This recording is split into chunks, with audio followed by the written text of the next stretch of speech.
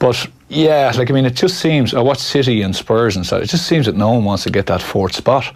Like, I mean, no one, you know, Arsenal, Spurs, Chelsea, no one really is going for it. And they all keep keeping each other in it as well. Like, you stick a run of, obviously this stage of the season, stick any two results together and you're going to catapult yourself to into Europe next season. So anyway, we'll talk about that a little bit later on with Andy Mitten. It's time for the sports pages. Going to start this morning with the back page of the Irish Daily Mail. Saints Alive is the story. This is a picture of Ruby Walsh on the Grand National winner yesterday. Willie Mullins' runners banked a record Boyle Sports Irish Grand National haul of 435 grand, 1, 2, 3, and some more as well, as Burrows Saint put the Irish champion trainer on the Fairyhouse Scroll of Honour for the very first time. So obviously this was, I think, the last big race that Willie Mullins had yet to successfully win, and a very, very happy Ruby Walsh in the aftermath of it as well. And Ruby was asked, you know, you're going to keep going? Sure, why wouldn't I? He says. But at some point Ruby's going to say and answer that question, no, that's it, I'm done. Yeah. And we should be enjoying as much of Ruby Walsh as we possibly can, because there won't be that much more of it. Oh, absolutely fantastic, fantastic event for him. Just looking at the the Mirror Sport. Sorry, but you have to go. Nice little headline there, which kind of leads you to, are they saying that he has to be sacked? But actually it was that he was just put to the out of the technical area last night for going mental about a couple of results or a couple of situations that happened. And the big one is obviously no respect, which I think is hilarious. Paul Pogba saying, our body language and performances have disrespected the club, the fans and the red shirt, and then in brackets, especially yours, Paul. So, you know, for a guy who's coming out with comments like that, he certainly isn't, you know, doing much about it on the pitch, you would feel. Yeah, I wonder how much of that is like, I just won the World Cup. I'm not that happy here. I liked a little bit of the opportunity that we had to maybe win the Champions League. That's gone. So I'm not going to get injured for the rest of the season. I don't want an off-season rehabbing when I'm going to be meeting my new teammates wherever I'm going. I can't believe, like, it's amazing. You rewind 4 weeks ago and Solskjaer was this, you know, wizard. How could he do this? You know, amazing turnaround, give the guy the job, da-da-da-da-da. They're all playing for each other. There's massive camaraderie. And now it's a mess again. Yeah. And they're saying, okay, what does he have to do? He has to get rid of X, Y, Z players. He has to do all this. And maybe he's not the man.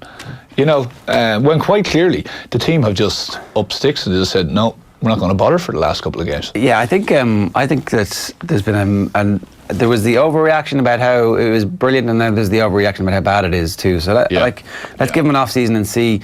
The papers yesterday were saying that Mike Phelan might be the new technical director that they appoint.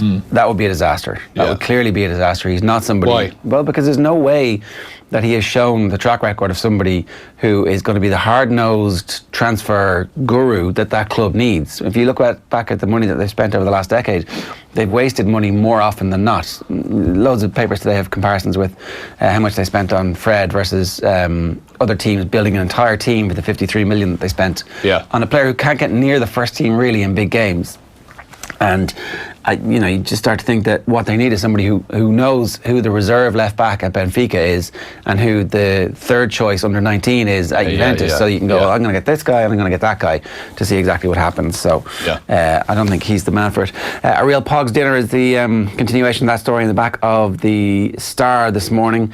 And then Ruby eyes the Tiger. Ruby Walsh wants to take on Tiger Roller Daintree next season with Fairyhouse hero Burrows Saint. So he obviously is looking forward to next year. Sarri off as Jeff stuns the Blues. And then Battle to Nab classy Ryan Sessegnon is the big transfer target. He's only 18, obviously had a great season with Fulham this year, and it looks like Spurs and Juve are interested in him. Yeah. Racing Post, you have home comforts, and you've got Spurs can continue fine start in new stadium. 3-1 in there, and no goals conceded for Spurs in the new stadium, which is pretty good. You know, you have to appreciate, because, like, I mean, there was plenty of talk, obviously, when the Wembley situation went in, and I think you can see the players actually enjoy playing there. Yeah, that's the big thing, and they're playing good stuff. You know, it looks cool. I'm hands up. I am a Spurs supporter. I was disappointed with them on Saturday. I just thought they actually could have went at City a bit more, but after the heroics of, I suppose, during the week, there was a lot of tired legs and everything else, and the squad is definitely not as deep as City's squad. But that's a great game for them. They need to win that game now and really start to push for that fourth place. Yeah, totally. United's problems run far deeper than Solskjaer. This is a Jonathan Wilson piece. Rashford aside, there are a few players supporters would be sad to leave the club. There is definitely massive remedial work needed, but you tend not to do all that in one season. And then already there, will Norwegian be just another name on list of failures? Hasn't actually that's amazing. Had the permanent job, was it 14 days? That's amazing. It just shows you. I've remarked to you earlier on. It's like there's so much about United in the papers. You've got the match coming up on Wednesday, and there's nothing about City. It's all about United. It's amazing how much coverage they still demand for a team. I think that they're going through a pretty interesting news cycle at the moment as well, where that defeat, they were so shockingly bad against Everton the weekend. Dundalk make it 3 in a row with comeback wins, so Dundalk at least putting a bit of pressure on Shamrock Rovers at the top of the table, although they are still 7 points behind with only 12 games gone. The Sun, it's Glee Willie. Mullins lands Fairyhouse showpiece. That's a Free Willy? Is it like the 1990s? Okay, I'll go with kids that movie. Is that what it is? Is that what it is? And then disrespectful Pog, we let down the fans. So they're fairly similar Pogba theme stories. It's funny, I have to say. I saw De Gea and I saw Pogba. It's kind of like the thing now. You don't bother your backside in a minute. You just come out then and tweet. Sorry about that. We disrespected everyone. It has to be better. Yeah. It's like, that's okay. Yeah. Sorry, you're a paid professional. This is your job. Yeah. It'd be like a pilot deciding, actually, I'm just going to not land this airplane. Go out, do your job. You're getting paid a massive amount of money. At least give us effort. You may get beaten, you may not be technically good enough, but at least actually run around. Try put in a tackle. Yeah. Do what you're meant to do. That would definitely help things, wouldn't it? The whirlwind looks back. I'd have died if I'd won in 1982. I just found cocaine and I like to drink. It's Jimmy White, who always gives good copy. It's a Donald McRae interview, so you can be guaranteed that's a good one. Jimmy White told a story about staying. They were in Goffs for the snooker, and himself and somebody else holed up in a hotel room across the way, got crack cocaine, and had to strip the wood off the cupboard. Yeah. And they were burning it because there was nothing else that they could actually. It made sense in their crack adult minds, but I'm like, this was happening in Kildare in the 90s. Old Trafford exodus. De Gea and Pogba may look to exit if United miss top 4. So. Yeah, you got some stuff here in the Times. The English version, they've got time to take action. So it's players and managers back Times manifesto to fight racism. Sterling leads calls for harsher punishments for perpetrators, and Stars demand crackdown from sponsors and social media sites. So there's it's about time that's actually happening. I don't know how successful it will be, because there's also always going to be idiots, but they're obviously trying to really get stuck in behind it. And the Daily Telegraph has Blues blow it, after the 2-2 result last night. Yeah, we did think that this was going to be one of the best races for the top 4 in a long time, but it's turned out to be one of the worst, in terms of the quality of football that the teams are playing at the end of the season. When you think back to Arsenal desperately trying to give it away. Yeah.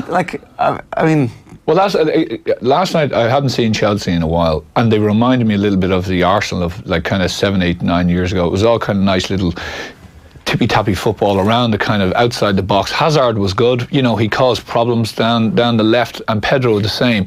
But Loftus-Cheek, you actually needed, I was kind of watching and saying, why isn't Sarri just put on loads of creative players here? Because Burnley didn't have the ball second half. You actually didn't need any defenders, you didn't need any defensive midfielders, but they just couldn't break them down. And it was all kind of just in front of them, there was nothing really, and you're kind of watching it going, they brought Giroud on with the last kind of 7 or 8 minutes to go, and they put 1 or 2 crosses into him, but he didn't seem like I'd say he's on the way out as well, But yeah, it's been disappointing, as you say, for something that really could have taken light, and it could have been, it's like, I saw someone saying no one actually wants to finish 4th. It's kind of similar. The back page of the Irish Independent sports section this morning, so they're leading with a picture of Ruby Walsh. Mullins, it means a lot after years of trying, so there's some good comments from Willie Mullins talking about how his dad had won the race, and he'd seen it had been a big race in the family's history for years, so I'm delighted to have ridden Willie's first Irish national winner, says Ruby Walsh. He gave me a job when I was 16. I'm 39 now. That's a long time not to have fallen out with somebody. So Ireland's loss to England, not relevant to Leinster, insists Cullen. This is the Saracens Leinster build-up starting already. And Pogba, manager, was right to slam players for disrespectful Everton display. So it'll be interesting to see if maybe Paul Pogba's using this as like a learning and teaching moment. Sliding doors moment where he's like, actually, you know what, I can be a leader. I'm one of the best players in the world. I'm going to go out there and I'm going to perform like that week in, week out for Manchester United. What's the chances of them getting a result on Wednesday? I mean, no one expects it now. This is typical them, actually. City should hammer them, right? So should. Yeah. Yeah. Yeah. But, like, there's a lot of big-time Charlies in that Man United team who will really like the fact that this game is such a big game and the focus is on them. And whatever they do in this game, if they were to win it, I mean, it would be a complete... Oh, yeah. It would absolutely paper over the cracks. If they win this game and finish in the top four, that whole axis shifts back towards, actually, you know what, the Everton thing, yeah, that was just a hangover from going out of Europe. It's fine, don't worry about it. Our moment, yeah. You know, maybe we needed it. It was a good time of the year to get it. It taught Solskjaer a lot about the character of his, you know, all that crap. Focused our mind on the big game on against City. They could easily. You could easily see them get a result. Now, I don't, you know, technically and everything else, but City had that. That's like City had to put. You think of even psychologically after last week, they had to get a result against Spurs, and you could see the effort. Like, I mean, Spurs were kind of like a team going, doesn't really bother us if we get a result, great. But you guys really have to up it. We're going to push you at times, which I think they did. But it wasn't really hell for leather for Spurs. But City were, and actually the tension, you could, last 15 minutes, it was palpable from the TV. You could actually sense City were like, you know, it was on a knife edge, you know, and you could feel it from them. They didn't exactly play like that. They were still well in control. But I'd say there is serious pressure on them now coming into this game Wednesday. They've scored early in almost all of the games that they've won just recently. So if Manchester United are not 1-0 down after 20 minutes, it will be interesting to see how City perform. That's one of the things that they've been doing. Now, do yourselves a favour. So this is Virgil van Dijk telling Manchester United that they need to do themselves a favour and try and get the 3 points against Man City. Is there even a comment? They need to do themselves a favour, it says. That's the Everton is not easy to beat at home, but 4-0 is a big result. Come on, Virgil. Yeah. That's how you're going to G them up, inspire them. Yeah. I've done all those. So is there anyone we haven't done? No, it's well, you've got the Irish Examiner. Again, just talks about Willie Mullins, 1, 2, 3. So we've already covered that. Pretty amazing. Great day in Fairyhouse yesterday. They got the weather for it, and the crowds were massive, I believe. Yeah, and we do have the Irish news this morning as well. So this is a Tyrone story. Carlin, red hands could add surprise element for summer. So the surprise element here. So Tyrone could add an additional surprise element to complement their new kicking game this summer, according to Dermot Carlin. The Double Ireland winner believes the Red Hands can bring a variety of approaches to their championship challenge, which begins on the 12th of May. Can you believe it? Wow. We're like 3 weeks away from the start of the Ulster Football Championship. I think he's right. Matty Donnelly, Colin McShane. They definitely have a different approach. Yeah. And they've worked on that. They've worked on a full forward. They've worked on a big man.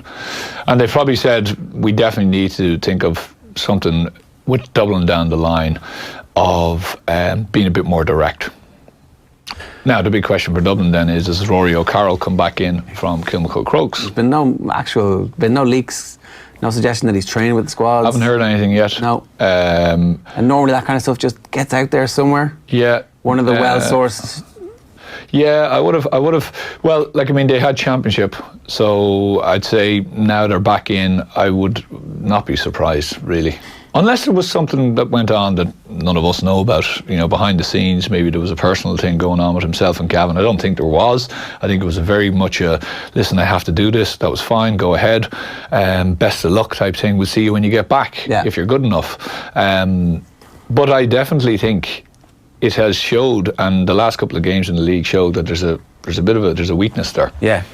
Yeah, and they're not gonna suddenly try and manufacture somebody like stick Fenton back there to man mark somebody like Matty Donnelly. Would you do that? No. If you don't go the Rory Carroll route.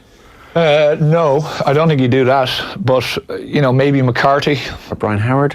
Yeah. Listen, he has options, but I think it's still a very, very specialised position. Yeah, you know? it's a bit square peg round hole when you've got this beautiful thing. Correct. That fits Just stick him in there. Ready to come off the bench. Yeah. Let's get into a few of the stories. I want to play you this. It's a clip of Paul Pogba talking to Sky Sports last night about the hammering to Everton. Have a look. The way we played, the performance of myself, of the team, of everyone is just disrespectful. We didn't respect, I think, ourselves, the club, and the fans.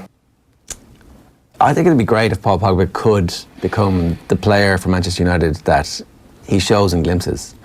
That he has it within his power to dominate games in a way that everybody says he can't because he's not that type of player. But actually, when he wants to, he can be.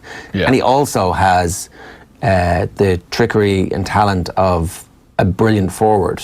Like, he's on the verge of being one of the best. What age is he now? Type of footballers we've ever seen. Is he 24, 25?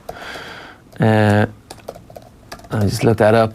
He frustrates me sometimes. 26. Is he that? Just turned 26 last week. I thought he was younger because sometimes his attitude is a little bit petulant. You know, he kind of comes across. You know, maybe it's the French thing. Maybe it's, you know, sometimes he cares, sometimes he doesn't care. You know, like, I mean, I'm sure he cares, but, you know, it's just that kind of, as you say, he does it in spurts during the game. I think he's phenomenal because, I mean, he's a physical specimen. Like, he's a massive man, and he throws people out of his way at times. He's got a great burst of speed. He scores ridiculous goals. But I've watched, you know, plenty of people have kind of critiqued him as regards his work rate and going back. Is it something that you change, or do you decide, you know what, he's just not going to do that for me? So he's a midfielder who takes the ball from here and brings it there. I don't expect him to come back and start winning tackles on the edge of our own box. Maybe I just play him as he is. Yeah. Stop trying to change, you know, something that's not going to change. And maybe if you're France, you could do that because you've got N'Golo Kante in the team, and it's fine. I'm just. Wikipedia helpfully serves it. People also search for Jesse Lingard. Lingard's older than Pogba. I didn't. Wow. Some people still think of Lingard as this player who's finding his way. Yeah. You know, like he still hasn't quite fully blossomed or matured yet. Yeah. Pogba obviously is at that level of global superstardom because of the quality of the performances and also his social media presence. Do you make him captain? Like, my thing about the captaincy, I felt, what, like, in English football, you know, the captain is nearly always seen as a guy who's putting in a performance every week, right? You know, he's always there. He's ever present. He's putting in his tackles. He's doing everything for you. Whereas he could be a 10 one week. He could be a 6 the next week. You know, I think, again, that goes back to the type of job he does in the team. Like, if you're playing against him, you just get someone to man mark him. You just get someone to annoy him, be around him, keep chomping at him, you know. So, and then he's not going to go bring you back into areas where he's picking up the ball. He wants to create. He wants to start going forward. So, I think you just have to suffer him a little bit. Try getting more out of him, obviously, but kind of say, listen, as you say, get a Kante in there, let him do the dog work, and you create a bit more and get goals for us. Do you, if you're Man United though, and you're trying to build a team, and you're Ole Gunnar Solskjaer, and you've got one shot at this, do you take the 200 million quid that's on offer, or whatever is on offer, and go, I'm going to use this to put a collage of different players together? Yeah. Or try and change what you've got with Pogba and turn him into the best player in the world? I would take the 200 million. Because I just don't think, if he was 22, I'd say yeah, but actually I'm surprised he's 26. You know, I'm kind of thinking now, right, he's getting along. He is. Yeah, and I don't think he's going to change that. Like, I mean, he's been through a lot of managers' hands now, and it seems to. And I know the Mourinho thing, but he just seems to. He has this presence. He has this aura. And I would say it's a lot of, you know, it's on my terms, not really on your terms type thing. Yeah. You know? The other thing that happened over the course of the weekend was that it looks like Sheffield United have managed to shoot themselves into the automatic promotion to the Premier League. Now, they're 3 points clear of Leeds with 2 games left and have a vastly superior goal difference. So a lot of questions about Marcelo Bielsa at this point of the season taking a no-hope Leeds basket case side to the brink of automatic promotion, and now it's like, this guy, who is he? Coming in here with his work hard in the early part of the season and try and shoot yourselves to glory. Now it looks like they might have burned themselves out a little bit. And I don't know. I mean, I think there's a lot of. I think that Marcelo Bielsa is a genius appointment by Leeds, who has suddenly catapulted them to relevancy after a decade of being completely basket case. And he tried to get them to a point where they were going to qualify automatically, and now they're going to have to go through the playoffs. And look, I'm not sure what's going to happen for them in the playoffs, but like... It only put them in the frame. Exactly. You know? Out of nowhere. Out of nowhere. Yeah, so you can't... And, you know, I think he probably had to do what he did, obviously to put them in that frame, but to get the culture of that club changed and altered, and even get the players to do it. 2 games left, anything can happen. I think so too. I think there's like everybody, the papers have anointed Sheffield United because over the weekend they played really well. Yeah. And the most recent thing we've seen is Leeds stuttering, and you're like, okay, well, so, but it's the championship, right? Yeah. Like, no, anything can happen. Yeah, so I wouldn't be. Yeah, but I think also, like, I mean, I just saw, you know, there was one of the headlines in the Times, it was wasteful Leeds. You know, I think they had a mountain of shots. They just couldn't put the ball in the net. Yeah, and they were in the game, so it was a back-to-back. It was like the old school First Division back-to-back, Easter weekend, Good Friday, Bank Holiday Monday games in the Championship. And on the Friday game, they were 1-0 up and a man up after 15 minutes. And they managed to lose 2-1 to a team who were battling relegation. Yeah. So, you know, obviously they threw it away then. They had another opportunity yesterday to kind of try and rescue it a little bit. And so Sheffield United have come with a late burst. But the other thing is that they're now heading into the... Say they don't make the automatic and they end up in the playoffs. Villa have managed to qualify for the playoffs with 2 games left to go, despite the fact they were completely out of it 10 games ago. And they've done that by winning every game for 10 games. So would you rather be... you know, the supposedly superior team of Leeds stuttering into the playoffs, or would you rather be Villa who've won 10 in a row? Villa. Yeah. Yeah, they've hit form, obviously. It's going to be hard for him. Every little bit of psychoanalysis and everything else he's going to need for this to pick them back up if they don't do it. I just see there, Hernandez, the Leeds midfielder, was in tears at the final whistle, and many of the supporters will feel the same. Pablo deserves to finish first or second, so I understand how he feels. Bielsa said, but football every day gives you new opportunities. You know, yeah, in tears at the end of the game already. Not a good sign, yeah. No. It's like William Gallas beating the ground or sitting out on the field. Didn't really ever work out for Gallas at Arsenal after that. Right, let's move on. That's your papers for today. If you want to get in touch with us, you can tweet the show, #OTB AM.